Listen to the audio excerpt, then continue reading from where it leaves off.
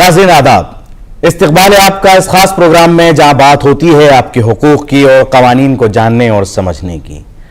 हामला होना किसी भी खातून का एक ऐसा मरहला होता है जब वो किसी इंसान के दुनिया में आने का जरिया बनती है, लेकिन कभी कभी अनचाही प्रेगनेंसी के केसेस भी सामने आते हैं। कभी ये प्रेगनेंसी जिनसी ज्यादती की वजह से भी होती है और कभी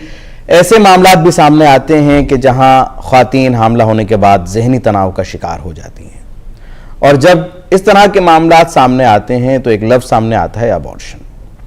अबॉर्शन कब, कहां, कैसे और किन हालात में कराया जा सकता है, इसको वाज़ेह करता है, इसको बयां करता है medical termination of pregnancy act. आखिर क्या है ये कानून और इसके तहत किस तरह से अबॉर्शन की इजाज़त दी गई है, क्या उसमें शराइत दी गई हैं, उसको आज की इस पेशकश में हम जानेंगे और समझेंगे।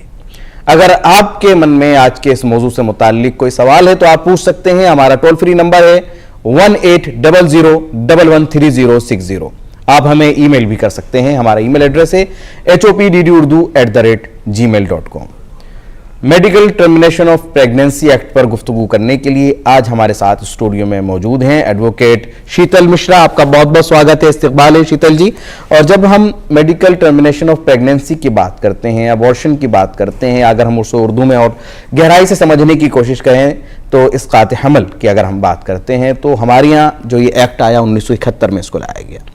क्या वजूहात थी, क्या ज़रूरत थी उस वक्त देश की कि हमें इस कानून की ज़रूरत महसूस हुई और उसके बाद हम इसको 2021 में हमने इसको अमेंड भी किया? जी देखिए, एमटीपी एक्ट आने से पहले अबॉर्शन इंडिया में इलीगल था कि मतलब आप अस्पताल में जाके अगर आपकी अनचाही प्रेगनेंसी है आप जाके ऐसे अबॉर्शन नहीं करा सकते थे क्योंकि इस पे कोई कानून नहीं था। उससे क्या हुआ कि लोग अपने ही तरीके से वो सोचते थे कि बच्चा किसी तरह से गिरा लें, तो उससे काफ़ी औरतें मरने लग गई और बहुत अनसेफ हो गया उनकी हेल्थ के लिए। फिर उसके बाद ऐसा भी होता था कि जैसे किसी के साथ कोई हादसा हो गया, अनचाही प्रेगनेंसी है, जैसे रेप विक्टिम है, तो ऐसे बहुत केसेस बढ़ने लगे। फिर कानून को कहीं ना कहीं लगा कि हमें ऐसा एक्ट इंट्रोड्यूस करना पड़ेगा कि कानूनी तरीके से आप बच्चे को गिरा सकते हैं, जिसका फिर नाम बना MTP act, that is medical termination of pregnancy 1971।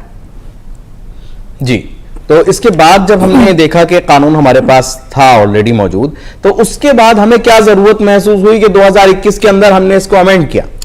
देखिए, पहले क्या होता था, सिर्फ अगर फीटल जो मतलब एक अभी जन्मा नहीं हुआ बच्चा 12 वीक तक का है, वहीं तक ही ये अलाउ करते थे कि आप अबॉर्शन कर सकते हैं। बट फिर उनको लगा कि हमें अमेंडमेंट करने की ज़रूरत है क्योंकि उसमें सिर्फ मैरिड वुमेन कवर होती थी। अगर जैसे किसी अनमैरिड लड़की के साथ कोई हादसा हो गया, किसी माइनर के साथ हो गया जो कि अनमैरिड है, तो वो इस एक्ट में कवर नहीं होते थे, उनके अबॉर्शंस अलाउड नहीं थे। तो फिर कानून में फिर से अमेंडमेंट की गई और फिर उसमें ये इंट्रोड्यूस किया गया कि अनमैरिड वुमेन भी इसमें कवर होंगी। फिर उसमें कैटेगरीज इंट्रोड्यूस की गई कि अगर किसी के साथ कोई फिजिकल डिसेबिलिटी है, कोई उसके साथ मेंटल या फिजिकल ट्रॉमा हुआ है, अनचाही प्रेगनेंसी है, कोई मेडिकल डिवाइसेस इस्तेमाल किए गए जैसे कॉन्ट्रासेप्टिव पिल्स हुआ या और भी बहुत तरीके प्रेगनेंसी रोकने के, अगर वो फेल हो जाते हैं तो हमें कहीं ना कहीं अबॉर्शन का हक बनना चाहिए। तो इसलिए 2021 में इसका अमेंडमेंट आ गया। क्या कुछ कंडीशंस ऐसी हैं जो जरूरी हो जाती हैं इसमें, या जैसे आपने कहा कि ठीक है एहतियात बरती थी लेकिन वो एहतियात कामयाब नहीं रही, सिर्फ इसकी बुनियाद पर भी अबॉर्शन किया जा सकता है? जी देखिए, इसमें क्या होता है, सबसे पहले ज़रूरी है उस औरत का कंसेंट होना। तो अगर कोई लेडी चाहती है कि वो अपना बच्चा अबॉर्ट करे, वो अगर अस्पताल में जाती हैं, सबसे पहले अस्पताल आपसे फॉर्म भरवाते हैं, वो लीगली आपका कंसेंट लेते हैं कि हाँ आप जो है 18 साल से ऊपर है, आप कंसेंट दे सकते हैं। अगर आपकी उम्र 18 से नीचे है तो आपको गार्डियन की ज़रूरत है, गार्डियन का कंसेंट होगा तभी आप अबॉर्शन करा सकते हैं। बट जैसे माइनर बच्चे जो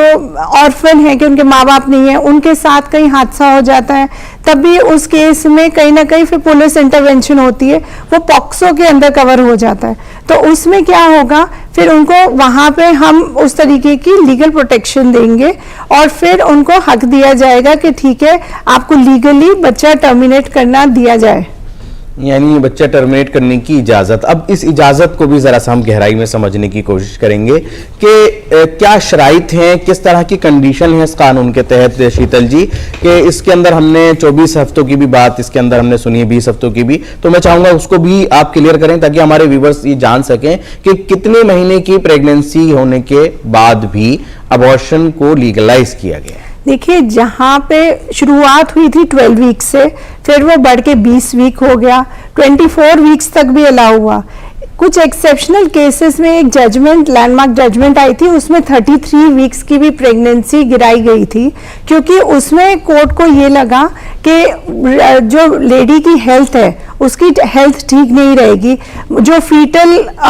जो कहते हैं ना कि बच्चा जो अभी बॉर्न नहीं हुआ है उसकी भी अबनॉर्मलिटी है, तो वो उससे खतरा पहुंच सकता है वो लेडी को, तो कोर्ट ने उस केस में अलाउ किया था। तो देखिए, जहां पे हेल्थ पे आ जाता है कि खतरा हो सकता है लेडी की हेल्थ को, तो वहां पे तो कोर्ट आपके ये वीक्स भी नहीं देखती कि चाहे 12 वीक्स है, 24 वीक्स है। सेक्शन 3 है, उसमें बहुत क्लियर है कि अगर हेल्थ वाइज वो डेंजरस है तो वहां पे अबॉर्शन अलाउ किया जाता है। क्या कुछ और भी एक्सेप्शंस हैं कि अगर हम आईपीसी को समझें, बल्कि आईपीसी तो अब नहीं है बल्कि बीएनएस को अगर हम समझें, हाँ, और उसमें इस कानून को भी हम और समझने की कोशिश करें, तो किस तरह से एक्सेप्शंस भी दिए गए हैं इस कानून को? देखिए, जो सेक्शन 312 आईपीसी है वो मिसकैरेज के लिए वो एक्सेप्शन है टू दिस एक्ट, और सेक्शन 313 भी आईपीसी का सेक्शन था, उसमें यह था कि अगर कोई मिसकैरेज लेडी का कराया जाता है उसके कंसेंट के बिना, तो वो भी एक पनिशेबल ऑफेंस है। तो मिसकैरेज तो देखिए किसी के साथ भी हो सकता है, उसमें और इसमें ये फर्क है कि यहाँ आप लीगली अलाउड है टर्मिनेट करने को प्रेगनेंसी, वहां पे मिसकैरेज में अगर कोई हादसा हो जाता है, आप कहीं चल रहे हैं, आप कहीं गिर गए, मिसकैरेज हो गया, ठीक है, तो वहां पे बट एक और चीज होती थी पहले कि अगर कई फैमिलीज में अगर उनको गर्ल चाइल्ड नहीं चाहिए तो वो बच्चे की मतलब जेंडर पता कर लेंगे किसी तरह से, जो कि गलत है, लीगली वो अलाउड नहीं है, गैर कानूनी है। उसके ऊपर वाज़ेह गाइडलाइंस हैं, बहुत सख्ती कानून के अंदर इस तरह की गई है कि अगर कोई भी अगर बच्चे का जेंडर मालूम करने की कोशिश करता है, ऐसा किसी काम के अंदर मुलव्विस पाया जाता है, तो उसके लिए सख्त सजा का इंतजाम किया गया। अब इसी आज के इस मौजू के ऊपर, इसी कानून के ऊपर मजीद गुफ्तगू के लिए रोशनी डालने के लिए इस वक्त हमारे साथ जुड़ चुकी हैं सीनियर एडवोकेट रेखा अग्रवाल साहिबा। आपका बहुत बहुत स्वागत है हमारे इस कार्यक्रम में। और रेखा जी से सबसे पहले मैं फिर एक बार इस कानून के बैकग्राउंड को समझने की हम एक बार कोशिश करेंगे। हम इसी पर चर्चा कर रहे थे कि आखिर हमारे मुल्क में इसकी जरूरत क्यों महसूस की गई। 1971 में हम कानून लेकर के आते हैं और 2021 में इसको हम अमेंड करते हैं, तो क्या जरूरत थी उस वक्त खवातीन के लिए, हमारे मुल्क की उनकी सेहत के लिए, कि इस कानून को लाया गया और उसके बाद इसमें तब्दीलियों के बाद इसको दोबारा हमने नाफिज किया मुल्क में? देखिए जी, सबसे पहले तो मैं इसमें यही कहना चाहूँगी कि जहाँ पर भी मेडिकल टर्मिनेशन ऑफ प्रेगनेंसी या गर्भपात की बात करते हैं तो उसके साथ बहुत सारे इश्यूज जुड़े हुए होते हैं, कुछ पारिवारिक होते हैं, कुछ धर्म से संबंधित होते हैं, कुछ सामाजिक होते हैं। इसीलिए 1971 के अंदर जो कानून बना था वो क्योंकि अब तक ऐसा था कि कोई भी ऐसा कानून नहीं था जहाँ पर सेफ तरीके से जो महिला है उसकी स्वास्थ्य को नहीं कॉम्प्रोमाइज करके, और जो है किस तरीके से गर्भपात या तो मिसकैरेज हो जाता था या अगर कोई करवाना चाहता था तो उसके लिए अभी तक कोई कानून नहीं बना था। और बहुत ही दकियानूसी तरीके से, जैसे कहते हैं कि जो दाई नौकर से उनसे गर्भपात करा दिया जाता था गलत तरीके से, जहां पर जो जान है उसको खतरा होता था। तो जब हमारे कानून के अंदर इस बात को रिकॉग्नाइज किया गया कि जो महिला है उसको भी अपना जीवन जीने का अधिकार है, संवैधानिक अधिकार है, आर्टिकल 14, आर्टिकल 15 जो संविधान के हैं, तो बराबरी का जब दर्जा देते हैं महिला को, और आर्टिकल 21 ये भी कहता है कि महिला जैसा अपना जीवन जीना चाहती है उसको जीने का अधिकार है। तो इसीलिए पहले 1971 के अंदर कानून बना था, और उसके बाद भी जैसे जैसे समय बदलता गया, अगर अब मैं इसमें कहूं कि जैसे साइंस का, विज्ञान का जो है एडवांसमेंट हुआ, सामाजिक जो है बहुत तरह के उतार चढ़ाव हमारे समाज के अंदर आए, महिला है जो अपने घर के बाहर निकलने लगी, विकसित हो गई, पांव पे खड़ी हो गई, अपनी शादी कब करना चाहती है उसको डिटरमिन कर सकती है, कब वो एक मां बनना चाहती है ये भी उनका एक अधिकार है, संवैधानिक अधिकार है। जरूरी नहीं क्योंकि महिला जो है वो शादी करके ही बच्चे को पैदा करे, उसके बिना भी अगर वो मां बनना चाहती है, अनवेड मदर्स होती है उनका भी अधिकार है मां बनने का। कई जो होते हैं कि कोई जैसे आजकल बहुत सारे हिंसा के केसेस भी पहले भी होते थे, अब कुछ बहुत ज्यादा जागरूक होने लग गए हैं, बलात्कार केसेस है या जो पारिवारिक जो बलात्कार होते हैं जिसको हम इंसेस्ट कहते हैं, तो एक जो बहुत बड़ा एक जिसको मैं कहूंगी कुंठा, अगर मैं कहूंगी कि गर्भपात के साथ में कुंठा अटैच थी, बहुत सारे इनहिबिशंस थे, अब धीरे धीरे वो निकल के आ रहे हैं और महिलाओं के जीवन को इंपॉर्टेंट समझा जा रहा है कि महिला का भी जीवन जीने का अधिकार है। इसीलिए अब जो हमारे 2021 के अंदर जो संशोधन हुए वो इसीलिए हुए कि समय को बदलाव को देखते हैं हमें कोई भी चीज को जिसको कहते हैं अगर उस पर ठहरने देते हैं तो उसके ऊपर काई जम जाती है, पानी भी रुक जाता है तो उसमें काई जम जाती है। तो समय के साथ साथ हमें कानून को बदलना पड़ेगा। जो आजकल की जो महिलाएं उनको क्या जरूरतें हैं, जैसे अब वो कब अपने बच्चे को पैदा करना चाहती हैं, क्या वो एक बिना शादी के भी करना चाहती है, क्या वो एक रेप विक्टिम है। आजकल साथ साथ साइंस का ये भी एडवांसमेंट हो गया कि अगर जो गर्भ में जो बच्चा पनप रहा है अगर उसमें कोई भी तरह का ऐसी डिफॉर्मिटी है जिससे वो बच्चा अगर या तो पैदा होएगा तो ही जिंदा नहीं रहेगा या बाद में वो पैदा होता है तो उसकी जान को खतरा होगा या उसकी मां को खतरा होगा या मां की जान को खतरा। सबसे पहली बात है मां का क्या अधिकार है जो बच्चा पैदा कर रही है, सबसे बड़ी प्राइमरी इंपॉर्टेंस तो उसको देनी है हमको। तो अगर मां की भी जीवन को खतरा होता है, सबको दोनों के अधिकार होते हैं, राइट ऑफ वीमेन और right of unborn child, right of unborn दोनों को किस तरह से बैलेंस किया गया है, प्रोटेक्ट किया गया है इस कानून में। मैं चाहूंगा आप इस पर भी रोशनी डालें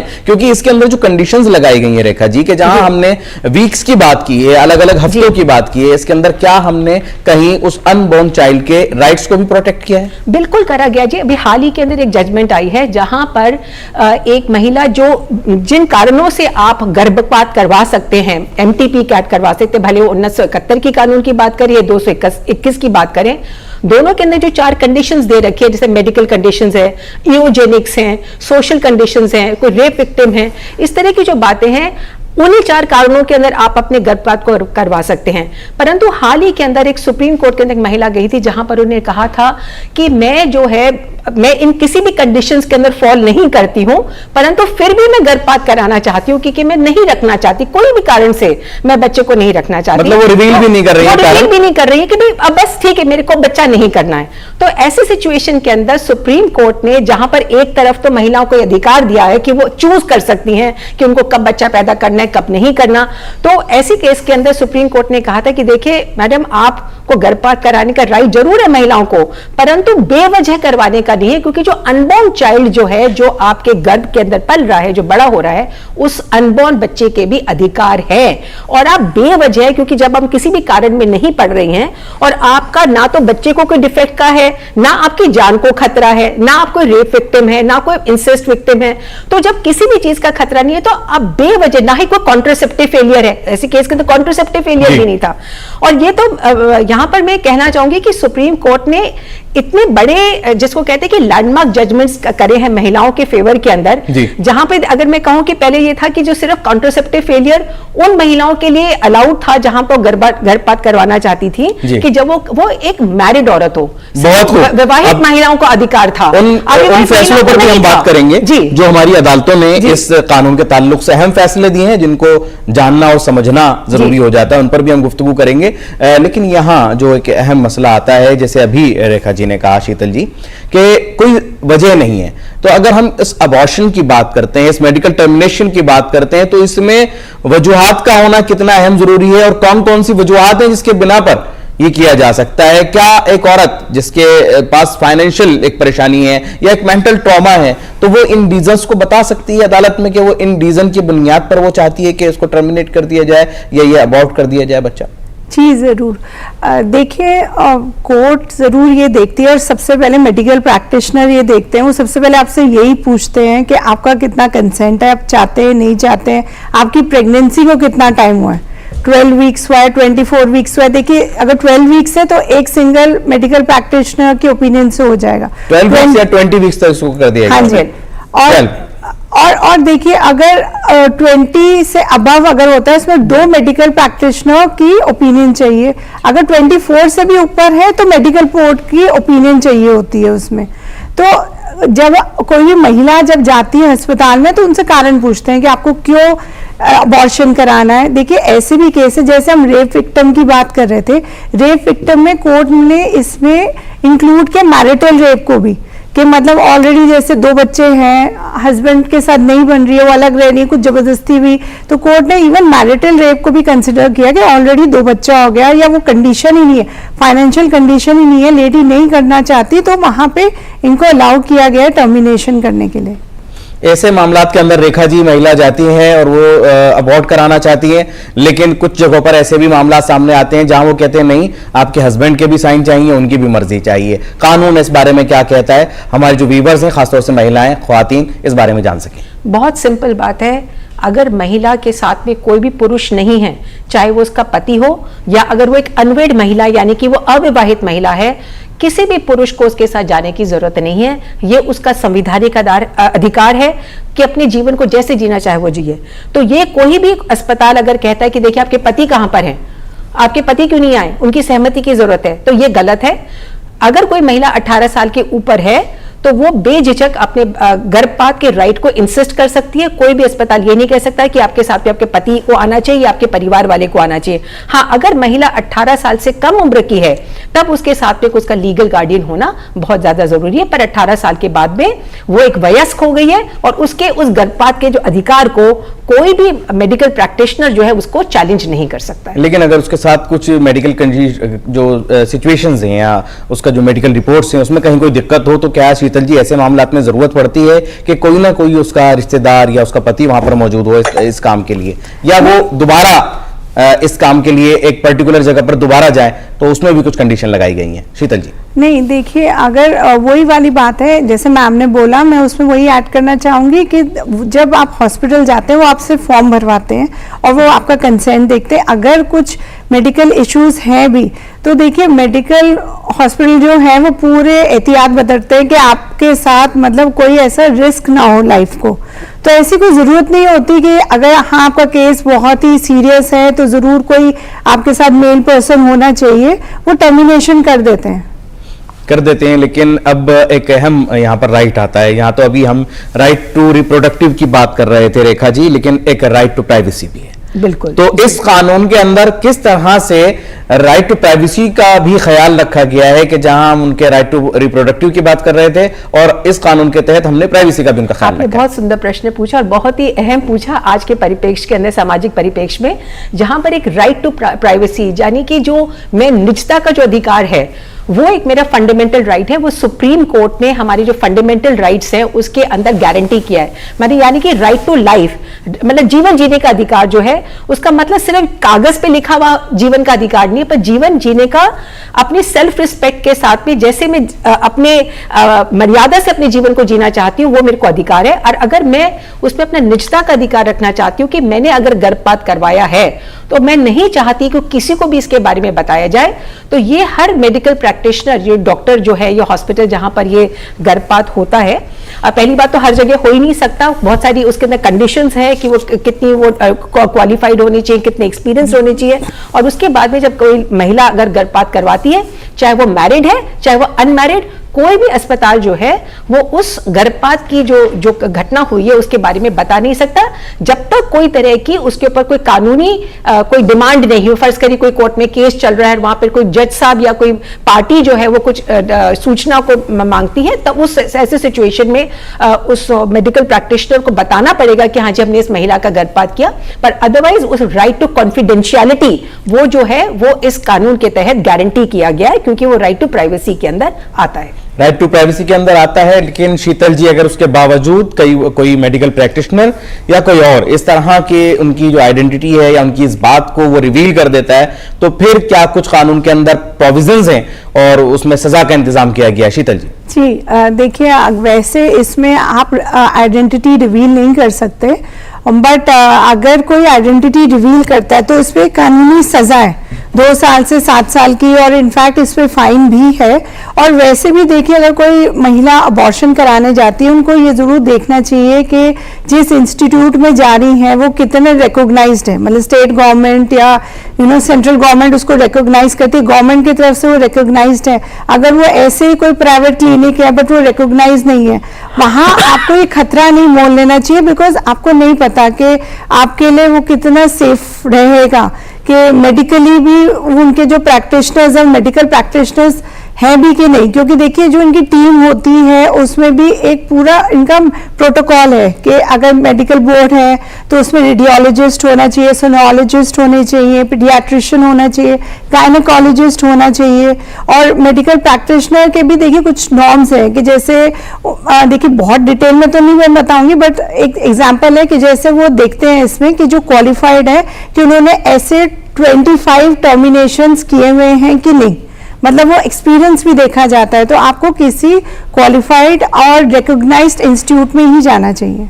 रिकग्नाइज इंस्टीट्यूट में जाना चाहिए, जो लोग सर्टिफाइड हैं उन्हीं को आपको दिखाना चाहिए। लेकिन अगर उसके बावजूद रेखा जी कोई ऐसे लोगों से, जैसे आपने शुरू में भी जिक्र किया कि दाई है, कोई पुरानी महिला है, अगर उससे वो इस तरह के अबॉर्शन करवा देते हैं तो कानून इस बारे में क्या कहता है? देखिए, अगर किसी को पता ही नहीं चला इसके बारे में और गर्भपात हो गया, किसी महिला ने करवा लिया क्योंकि उसके साथ में कोई बहुत सारी रीजंस है कि वो सरकारी अस्पताल में जाके नहीं करवाना चाहती, अगर किसी को पता नहीं चला तो वो तो ठीक है, वो तो बात आई गई हो गई। परंतु अगर कोई इस तरीके से अनक्वालिफाइड व्यक्ति से करवाता है तो ये सीधा मर्डर का केस बनता है, क्योंकि आपने जो दाई है या जो भी अनक्वालिफाइड डॉक्टर है जिसने इस तरह का गर्भपात किसी महिला का किया है, उसने पहली बात तो उस महिला की जो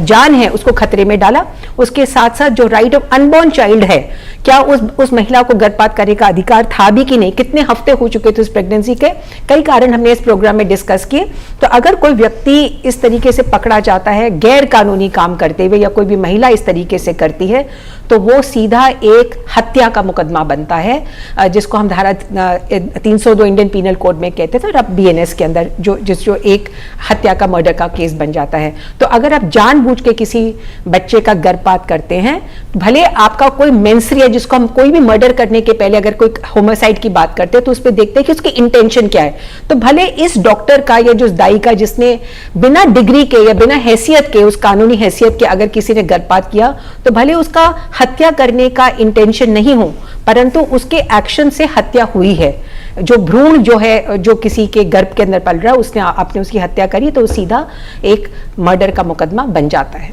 वहां पर सीधा एक कत्ल का मुकदमा बन जाएगा। और इस तरह के मुकदमों से बचने के लिए कवानीन को जानना और समझना जरूरी हो जाता है। हमारी इस पेशकश के जरिए यही कोशिश होती है कि आप अपने हुकूक को जानें, समझें, और जो कवानीन आपके और हमारे लिए हैं उनकी बारीकियों को हम जान सकें। बातचीत का ये सिलसिला यूं ही जारी रहेगा। ब्रेक के बाद इसी कानून के अंदर जिस मेडिकल बोर्ड की बात की गई है उसको समझेंगे और हमारी अदालतों के अहम फैसलों को भी जानेंगे। यहाँ रुकते हैं एक छोटे से वक्फे के लिए। ब्रेक के बाद बातचीत का सिलसिला यूं ही जारी रहेगा।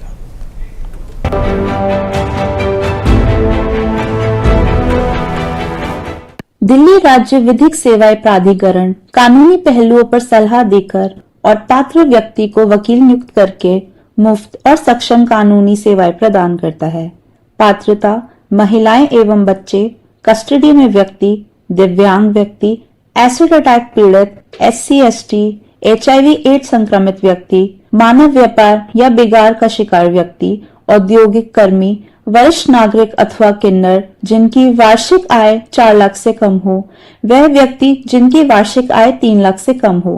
टोल फ्री 24/7 हेल्पलाइन 1516 पर आज ही संपर्क करें।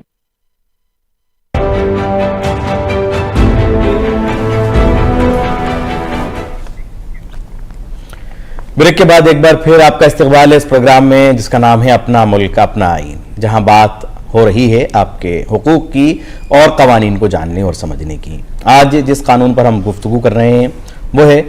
Medical termination of pregnancy act. 1971 में कानून लाया गया और उसके बाद 2021 में इसमें तब्दीलियां की गईं। इस कानून के तहत जो इख्तियार ख्वातीन को दिए गए उसमें आज हमने ये जाना कि किस तरह एक माँ बनना किसी खातून की मर्जी है, मजबूरी नहीं। और जब हमने ये देखा कि इसमें एक दायरा 12 हफ्तों का बताया गया जिसमें एक डॉक्टर की आपको मर्जी की उसकी ज़रूरत होती है, और अगर उसके बाद अगर आप आगे जाते हैं तो उसमें 2 डॉक्टर्स मेडिकल प्रैक्टिशनर्स की जो है वो ज़रूरी हो जाती है, उनका सर्टिफाइड इस केस का हो जाना। लेकिन अगर इस मामले में ये 24 हफ्ते गुजर जाते हैं, यानी 24 वीक गुजर गए हैं एक हमल ठहरे हुए, तो उसके बाद बात आती है मेडिकल बोर्ड की। मैं शीतल जी से समझना चाहूंगा कि इस मेडिकल बोर्ड के पास ये मामला कब जाता है, कितना वक्त इस मेडिकल बोर्ड के पास होता है और ये कितने हफ्तों की प्रेगनेंसी को अबॉर्ट करने की इजाजत दे सकता है?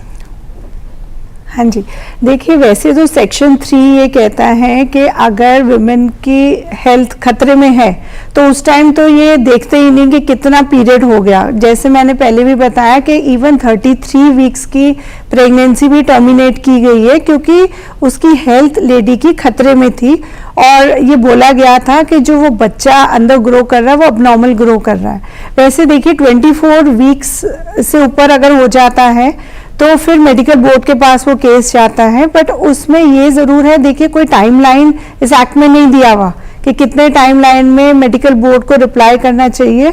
उनकी देखिए जब भी आप मेडिकल बोर्ड वो लेडी का केस दिया जाता है तो जो मेडिकल प्रोसीजर होता है कि उसकी मतलब सोनोलॉजी कर ली, सोनोग्राफी की गई, अल्ट्रासाउंड किया गया, ब्लड टेस्ट वगैरह, मेडिकल बोर्ड अपने तरफ से पूरी कोशिश करता है, बट कई बार थोड़ा टाइम लग जाता है कॉम्प्लेक्स केसेस में। रेखा जी, अगर ये टाइम लग जाए तो इसमें कौन जिम्मेदार है? क्योंकि वो महिला जो इस बच्चे को नहीं चाहती है और वो मेडिकल बोर्ड के अंदर अगर जाने के बाद समय लग रहा है तो ये वीक्स बढ़ते जाएंगे, तो ऐसे में कौन जिम्मेदार होगा?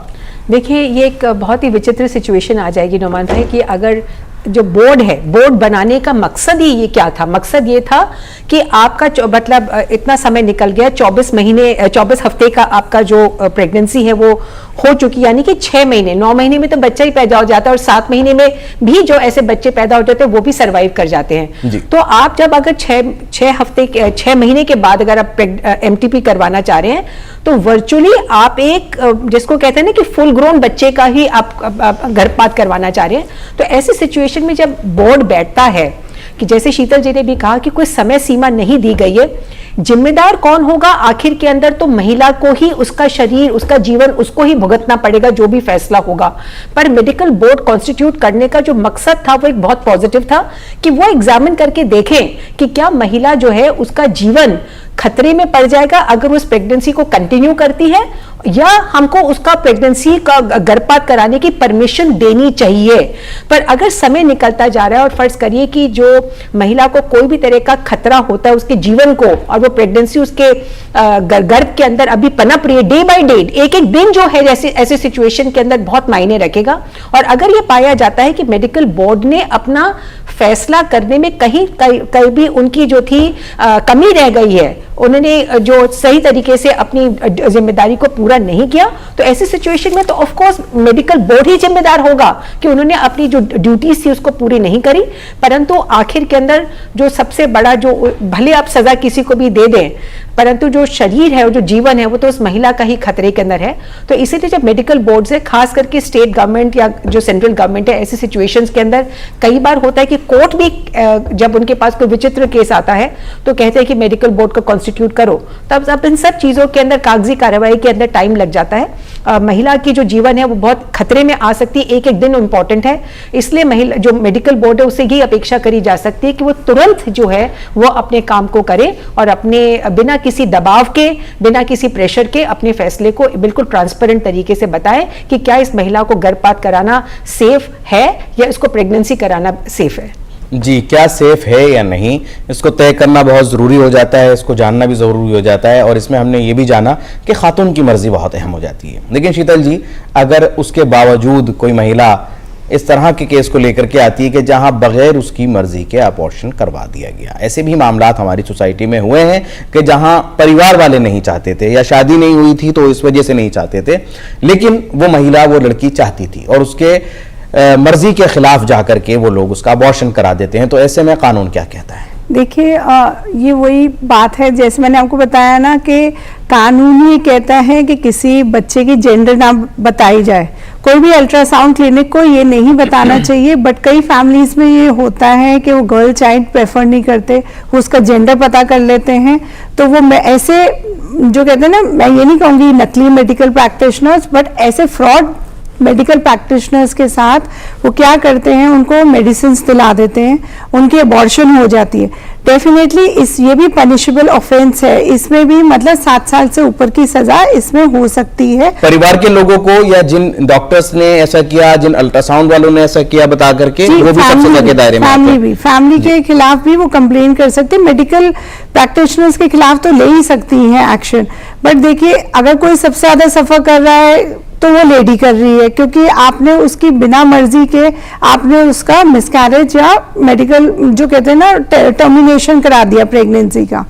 तो इसमें बहुत मैं कहूंगी कि अवेयरनेस की जरूरत है कि मतलब लड़कियों को ये कहीं ना कहीं आपको ना जो कहते हैं ना सेक्स एजुकेशन देना बहुत जरूरी है हमारे स्कूल्स में, हमारी सोसाइटीज में, ताकि ऐसे देखिए हमारा एक्ट ये भी कहता है कि जब हम वो कैटेगरी, एक जो कैटेगरी उन्होंने बता रखी है ना कि रेप विक्टिम है, माइनर है, वहीं पे टर्मिनेशन कोर्ट अलाउ करेगी। बट वहां पे हमारे एक्ट में ये भी बोला गया है कि जो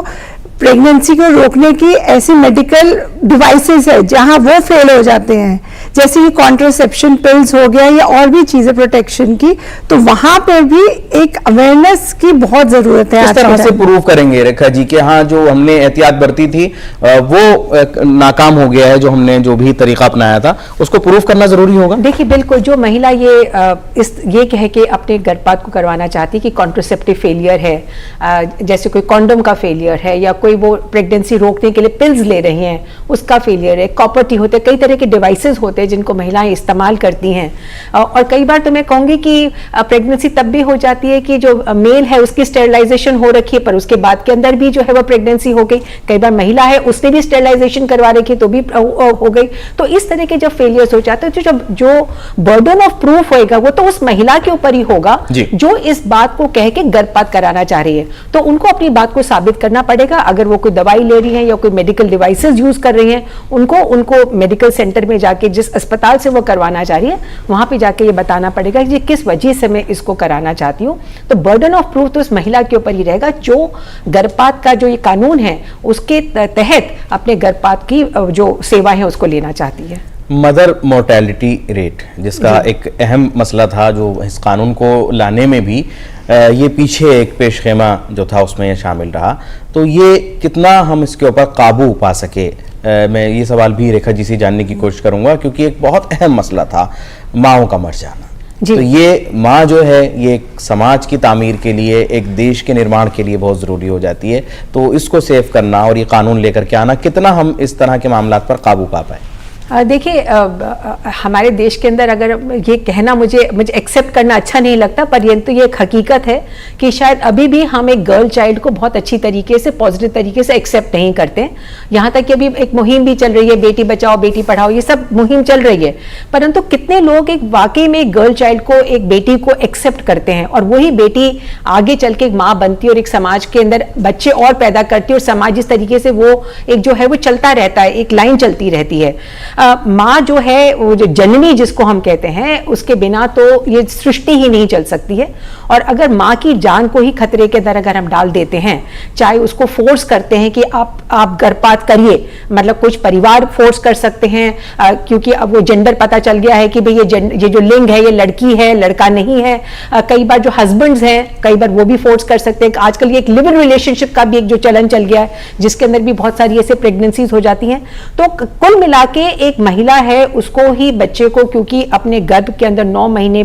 रखना है और उसको पैदा करना है, आखिर के अंदर मां बनना उसी को एक जो कहते हैं उसी का प्रिविलेज, उसी का प्रेरोगेटिव है। ये बहुत बड़ा अधिकार एक महिला को ही मिला हुआ है। परंतु उस महिला को अगर हम मां बनाने के उस लाइन के अंदर अगर उसके जीवन को कहीं पर भी खतरे में डाल देते हैं, शारीरिक तौर से या मानसिक तौर से, वो गलत है। और हमें महिलाओं को खास करके प्रेगनेंसी के दौरान जो मौतें हो जाती हैं उनको रोकने की कोशिश करनी चाहिए। एमटीपी एक्ट का एक बहुत बड़ा उद्देश्य यही था कि जहां पे छुपे हुए गलत तरीके से आप एक प्रेगनेंसी को एक स्टिग्मा की तरह लेते हैं कि अरे भाई ये तो प्रेग्नेंट हो गई, अब इसका गर्भपात कराना पड़ेगा, इसको टर्मिनेट कराना पड़ेगा। उसके अंदर बहुत सारी शर्म की एक गिल्ट फैक्टर जो थे, गिल्ट फैक्टर को निकालना पड़ेगा कि आपने कोई गलती करी है। अगर कोई महिला प्रेग्नेंट हो भी जाती है, अगर वो अनवेड है, शादी नहीं हुई है, या कोई लिव इन रिलेशनशिप के लिए है, या वो कोई रेप विक्टिम है, तो किसी भी महिला ने अगर वो प्रेग्नेंट हो जाती है तो उसने कोई पाप नहीं किया। ये जो पाप जो है, जो उसका स्टिग्मा है, उसको हमको अपने दिमाग से, अपनी सोच से निकालना पड़ेगा। और उसकी मजबूरी भी नहीं है कि वो उसके नतीजे में पैदा होने वाले बच्चे की जिम्मेदार बने। उसकी वो कंट्रोल है, और एक बहुत बड़े बच्चे को पैदा करना भी एक बहुत बड़ी जिम्मेदारी है। तो मैं कुल मिला के यही आपके प्रोग्राम से ये एक्सपेक्ट करूंगी व्यूअर्स से कि एक औरत जब वो मां बनना चाहती है तो उसको एक पॉजिटिव दृष्टि से देखिए। अगर वो बनना चाहती है ना भी बनना चाहती, और उसका जो जीवन है, उस बच्चा पैदा करने के समय पे आप उसके बच्चे के, उसके खुद के जीवन को कोई भी तरह के रिस्क के अंदर मत डालिए। हाँ, यानी कि बच्चे के भी, अनबॉर्न चाइल्ड के अधिकार जरूर हैं, बट सबसे पहले मैं तो इस बात को कहूंगी कि जो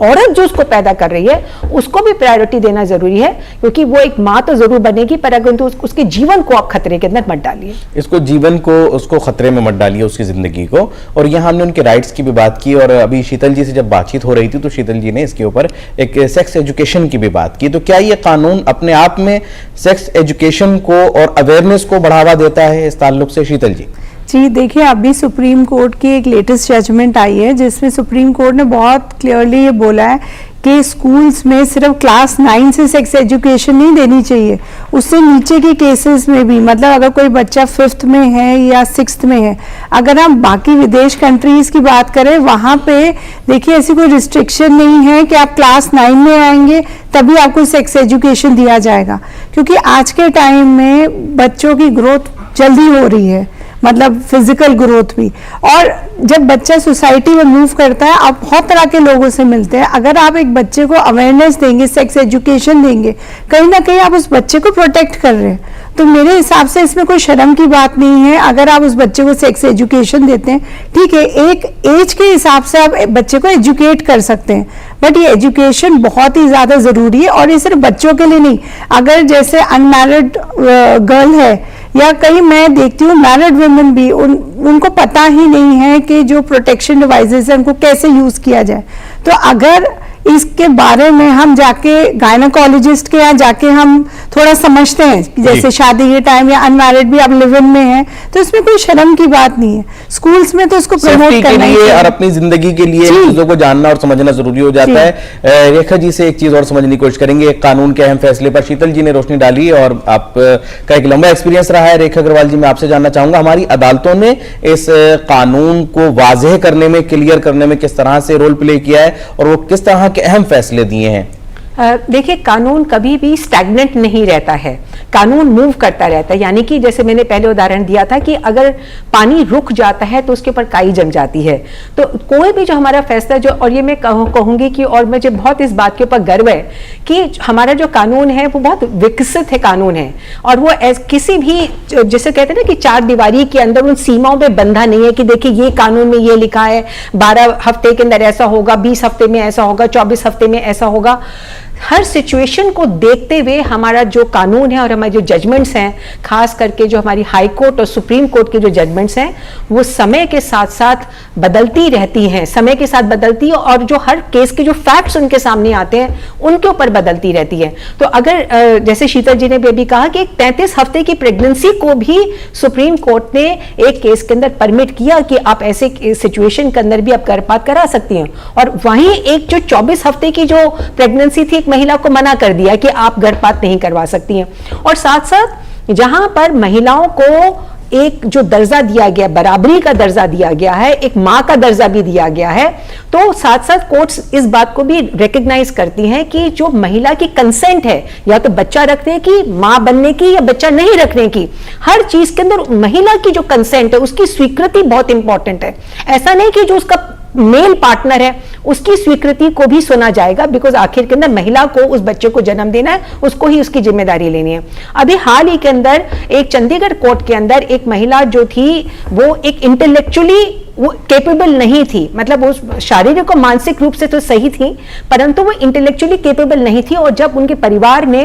उनका प्रेगनेंसी टर्मिनेट करवाने की कोशिश करी, तो कोर्ट ने वहां पर मना कर दिया कि भाई अगर वो महिला अपने लिए सोच विचार नहीं कर सकती है, परंतु उसने अपना गर्भपात कराने की अगर यस कंसेंट नहीं दी है, तो आप इसके अंदर गर्भपात नहीं कर सकते, भले सारी जो बाकी पैरामीटर्स है, कंडीशंस को वो मीट करती है। तो मैं यहाँ पे कुल मिला के यही कह सकती हूँ नुमान भाई कि कोर्ट्स जो हैं वो समय के साथ साथ हर केस के जो फैक्ट्स हैं उनको ध्यान में रखते हुए सामाजिक जो समाज किस तरीके से मूव ऑन कर रहा है, जैसे मैंने कहा कि लिव इन रिलेशनशिप भी कॉमन हो गई हैं, और माने या ना माने जो यौन हिंसाओं की जो घटनाएं हैं वो भी बहुत ज्यादा बढ़ती जा रही हैं, चाहे कानून में इतने ज्यादा बदलाव हो गए। तो इन सब चीजों में हमें महिलाओं को प्रोटेक्ट करना है। सेक्स एजुकेशन के बारे में शीतल जी ने कहा, बहुत अच्छी बात है। उसके बावजूद भी ये जो है एक ओपन सोसाइटी हो गई है। सोसाइटी वो वाली सोसाइटी नहीं जो हमारे यूथ के अंदर थी। आज हम देखते हैं कि समाज में बहुत बड़ा बदलाव आ गया है। तो जहां पर एक फिजिकल प्री मैरिटल सेक्स की अगर मैं यहां पर बात करूं,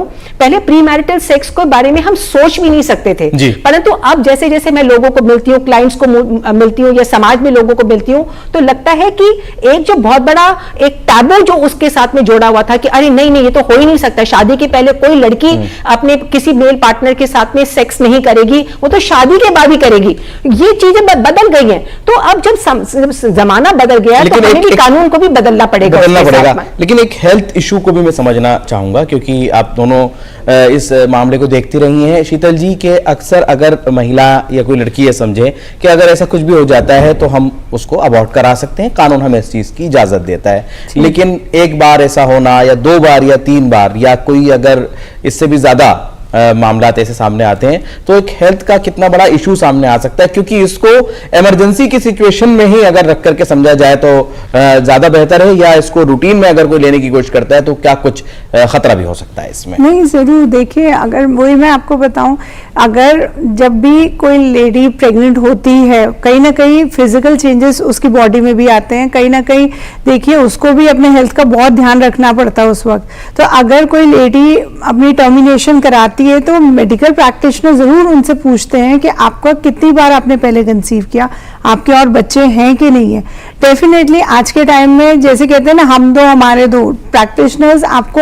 यही बोलेंगे। आपकी फाइनेंशियल कंडीशन के लिए भी अच्छा है कि आप 2 बच्चे से ऊपर ना करें। तो अगर कोई लेडी है जैसे ऑलरेडी 2 बच्चे हो गए, उसके बाद वो 3rd नहीं चाहती, तो प्रैक्टिशनर करेंगे, बट वो जरूर आपका हेल्थ को ध्यान देखते हुए ही करेंगे। या अगर उनको ऐसे लगता है कि नहीं ये तो रेगुलरली ऐसे हो रहा है उस लेडी के साथ कि बहुत फ्रीक्वेंटली वो अबॉर्शन के लिए आ रहे हैं, तो कहीं ना कहीं वो एडवाइस भी करते हैं कि आप देखिए बहुत सारे ऐसे प्रोटेक्शन डिवाइसेस आप वो लगा लीजिए अपने बॉडी में। मतलब बहुत तरीके हैं, देखिए उस पर तो मेडिकल प्रैक्टिशनर्स ज्यादा अच्छा बोलेंगे,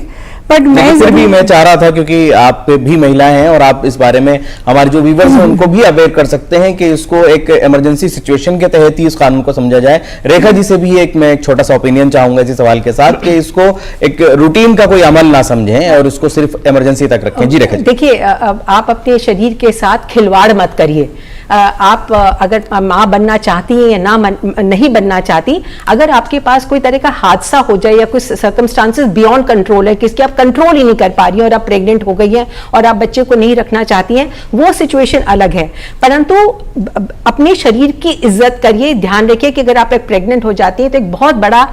आप अपने शरीर के साथ भी रिस्क ले रही है और उसके बाद भी एक बच्चा पैदा करके बहुत बड़ी जिम्मेदारी ले रही है। तो जो एक कैजुअल सेक्स, अगर मैं यहाँ पर एक बात कहना चाहूंगी कि जो एक समाज में बदलाव आ गया है, casual sex, pre marital relationship, pre marital sex में आपको स्टिग्मा नहीं रह गया है, तो उन सब चीजों के बारे में महिलाओं को और पुरुषों को दोनों को सोचना चाहिए। दायित्व दोनों के ऊपर है। महिला अपने आप प्रेग्नेंट नहीं हो जाती, उसके लिए कोई पुरुष की जरूरत है, चाहे वो पति हो, चाहे उसका लवर हो या कोई रिश्तेदार हो जो उसको गलत तरीके से उसको इस्तेमाल करके उसको प्रेग्नेंट कर देता है। ये जिम्मेदारी दोनों के ऊपर जाती है। आजकल बहुत तरह के एडवर्टाइजमेंट्स भी आने लग गए। समाज में जैसे जैसे बदलाव आया, हर केमिस्ट की दुकान के ऊपर एक आईपिल नाम की एक दवाई मिलती है कि भाई अनवांटेड प्रेगनेंसी है तो आप इसको ले लिए। तो उसको आज जो गर्भपात करना इतना आसान हो गया, कुछ लड़कियां जो है, बच्चियां ही मैं कहूंगी, जो ये सोचती कि अरे भाई हमने जो मर्जी किसी पुरुष के साथ में रिश्ता कर लिया, प्रेग्नेंट हो गए तो क्या हुआ भैया, हम गोली खा के उसको टर्मिनेट कर लेंगे। उसको एक बच्चों के, it is not a child's play. बच्चा पैदा करना एक बच्चों का खेल नहीं है, एक बहुत बड़ी जिम्मेदारी है।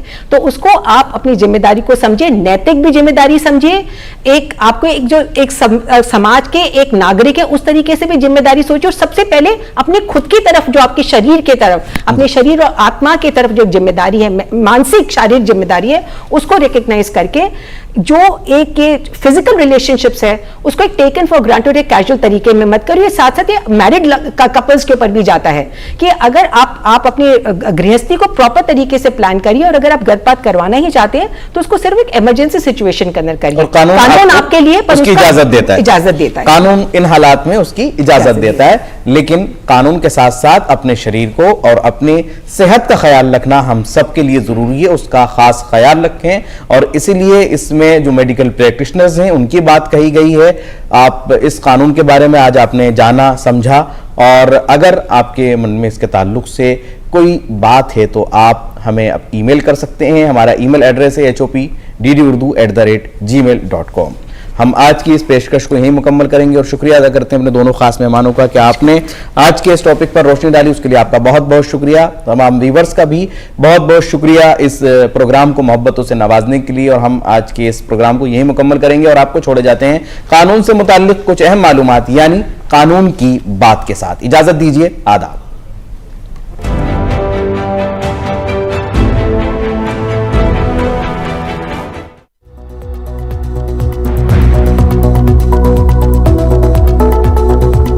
डिजिटल जस्टिस, बीएनएस और बीएसए के निफाज के बाद भारत के अदालती निजाम में रोनुमा होती तब्दीली। भारतीय नागरिक सुरक्षा संहिता बीएनएसएस ने 1973 के पुराने कानून सीआरपीसी की जगह ली है। बीएसए कानून ने इंडियन एविडेंस एक्ट 1872 की जगह ली है। दोनों कवानीन तेज टेक्नोलॉजी पर मबनी और शफाफ निजाम इंसाफ को फरोग देते हैं। इन कवानीन के तहत डिजिटल एफआईआर, ई समन और ऑनलाइन समाअतें मुमकिन हुई। ये कानून मुकदमात में इलेक्ट्रॉनिक और डिजिटल सबूत पेश करने की इजाजत देते हैं। ऑनलाइन दस्तावेजात और रियल टाइम ट्रैकिंग से मुकदमात में ताखीर कम होती है। इन कवानीन का मकसद एक जदीद, काबिल रसाई और पेपरलेस अदालती निजाम कायम करना है।